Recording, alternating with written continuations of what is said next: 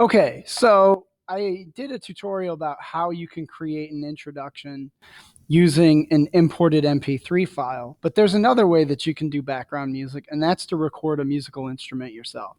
So one of the techniques that I am advocating for is if you are a musician and you do create your own music, you could actually make a little blurb using Audacity for this project and for using podcasts. So, what I have in my hand is a guitar, and I'm actually going to use that to make my background music. And I'm actually going to be pretty creative with it. I'm going to do a couple of tracks. Because I'm going to do the old effect of the beginning of Yes's song Roundabout, where it fades in. You probably are familiar with. But before that, there's a crescendo, right? But we're gonna do the same effect, but not with Yes's music. We're gonna do it my way.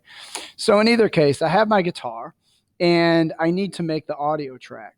So one of the things that's weird about the microphones that we're using for our class and on our Lenovo's is our microphones are right above the webcam there, and actually they're two little tiny holes. And when I was recording before, it would record, and then it would sound like my guitar was swimming underwater half the time. And what I found out is that basically I just have to move those two little holes really close to the guitar, and then I'll be able to actually record. So that's what I'm going to do for this part of the video. So I got the guitar somewhat close and pointing directly at the webcam. And I'm just going to play one chord when I hit record. So here it goes.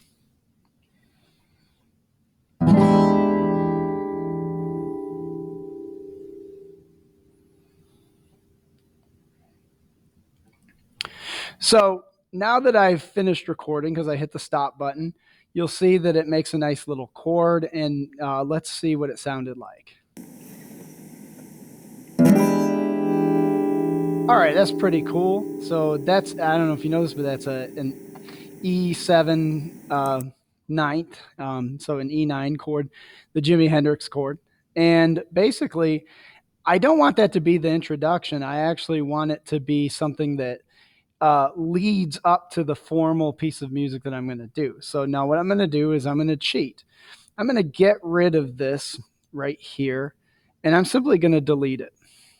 Okay, now I'm going to use the selector tool, and I'm going to select the entire audio for this. In fact, you can do it this way too. If you just click the little thing, the purple or blue area over here. And now that it's selected, I'm going to put an effect on it. And the effect that I'm going to do is going to be called reverse. And in fact, so that's under effect and then reverse. And when I do that, if I play the track from the beginning, it'll sound like this.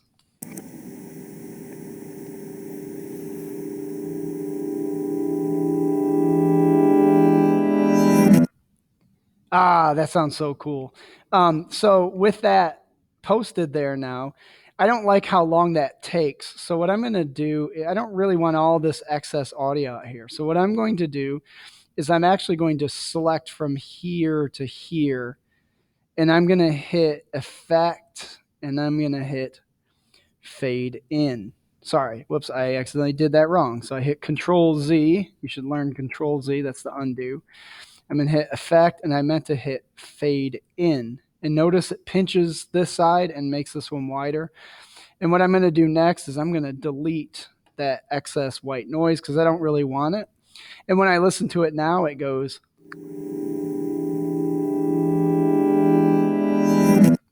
All right, that's a great way to start. So now the next piece of music that I'm going to do is I'm going to use this later, but I'm going to mute it because I don't really want to hear it right now. What I want to do is I'm going to play the piece that I want to go with it in the same key, and I'm going to kind of strum over it accordingly. So I'm going to mute this just for a second, and I'm going to hit track, add new, mono track. And what I'm going to do next is I'm going to doodle on the guitar of a little bit of blues to go as my background music. So I'm going to obviously have to go back to here, and I'm obviously going to have to just hit the record button, and then I'm going to record.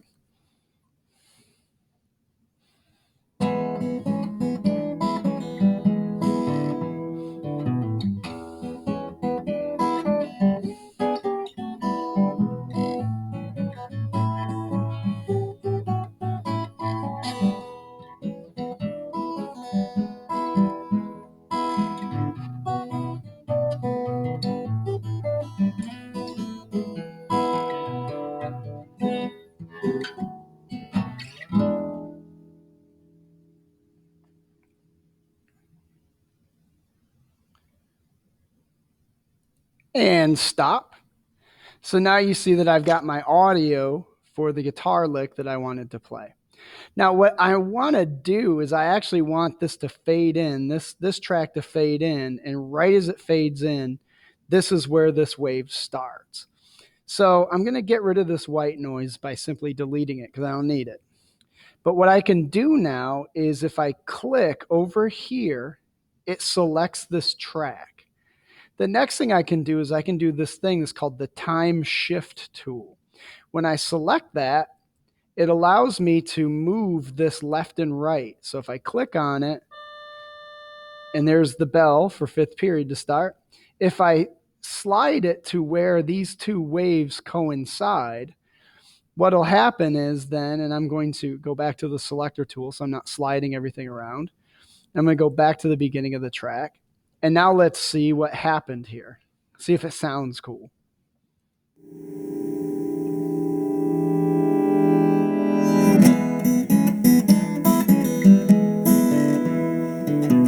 All right, we're off to a good start here.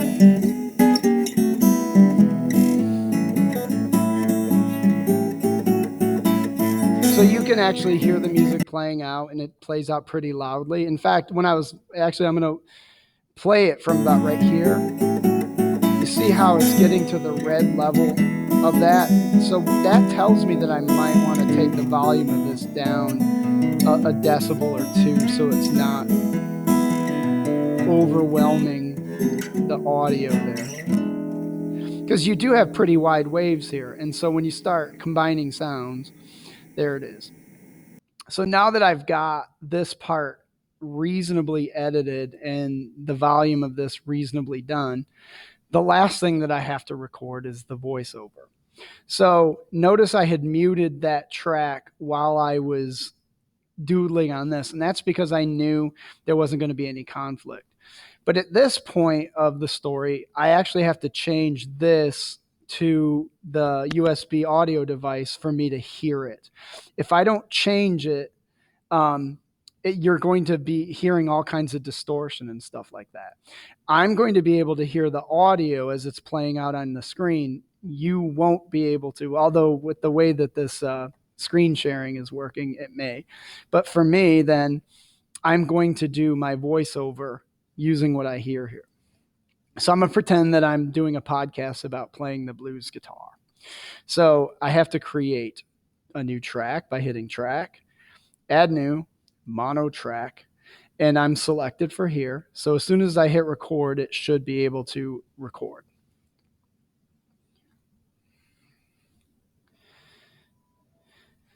Hello, and welcome to another episode of T9 Bailey Teaches the Blues. In this particular podcast, I'm going to teach about the blues scale, blues chords, blues progressions, how to play a major chord, a major seventh, a minor seventh, all kinds of cool stuff like that. So please stay tuned as I teach how to play blues guitar using a blues guitar in our podcast. Thank you. You're going to really enjoy it.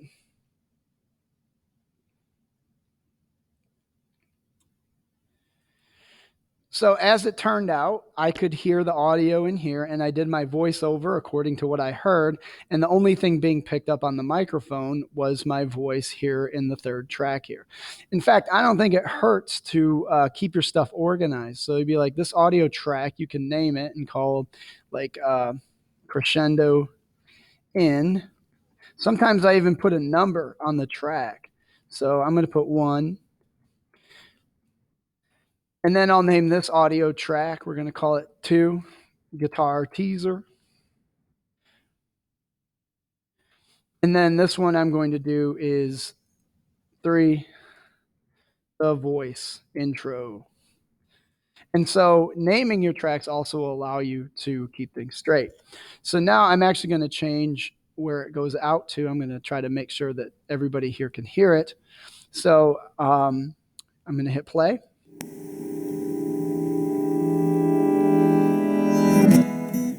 Hello and welcome to another episode of T9 Bailey Teaches the Blues. In this particular podcast, I'm going to teach about the blues scale, blues chords, blues progressions, how to play a major chord, a major seventh, a minor seventh, all kinds of cool stuff like that. So please stay tuned as I teach how to play blues guitar using a blues guitar in our podcast. Thank you. You're going to really enjoy it.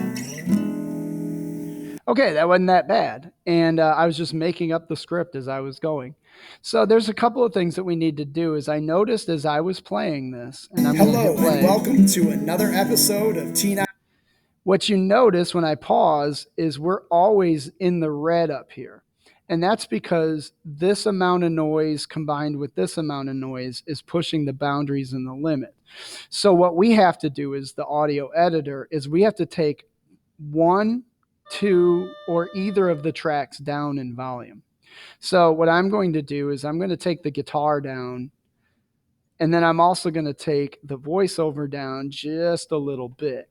And then I want to re-listen to it and see if it works. Hello and welcome to another episode of T9 Bailey Teaches the Blues.